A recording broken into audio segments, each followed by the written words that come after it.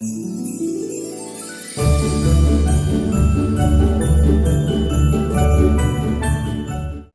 morjesta kaikille. Se olisi Pokenin ja taas täällä ja hei, nyt olisikin jouluviikko alkamassa. Joulunen enää 2 päivää ja meillä on 3 luukkua avaamatta. Mennään suoraan asiaan ja katsotaan mitä meille tupsahtaa luukusta numero 22. Isoja lukuja. Isoja lukuja. Täällä on jotain hyvin oudonmuotoista kokoista. Mitä ihmettä? Evolving Skies. Evolving Skies, voiko olla? Oho. Ja katsokaa minkä muotoinen. Tää on niinku ihan tämmönen levy. Ihan levyksi mennyt. Lähdetään selvittämään, mitä tää tarkoittaa, mitä siellä on sisällä ja voidaanko me saada Umbreon, Moonbreon. Lähdetään ottaa selvä. No niin. RIP 30. Mutta tää on pakko ottaa selvää, että mitä täällä on sisällä. Tää on niin erikoisen muotoinen tää pakka. Vai onko vaan pakattu oudosti?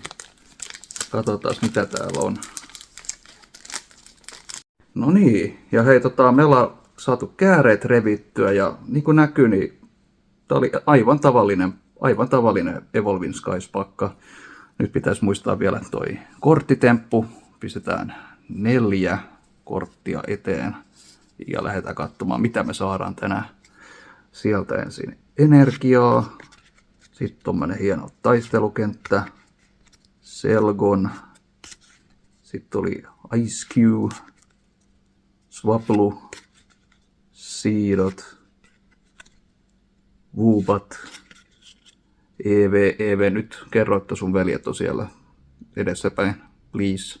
Please, me tarvitaan sua. Tarvitaan, jännitys tiivistyy, Tympole. Ja sit tullaan jo ekaan reverse, Wobbuffet. Wobbuffet, sun takana on nyt Moonbreon. Ja...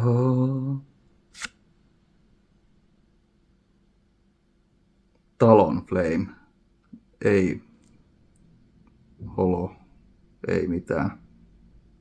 Tavallinen lintu.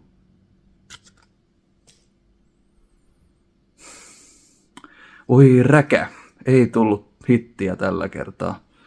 Mutta hei, kannattaa tulla katsomaan 2 viimeistä jaksoa, luku 23 ja 24, ne tulee olemaan aivan eeppisiä, niistä tulee isot videot, kannattaa tulla tsekkaamaan. Se on moro.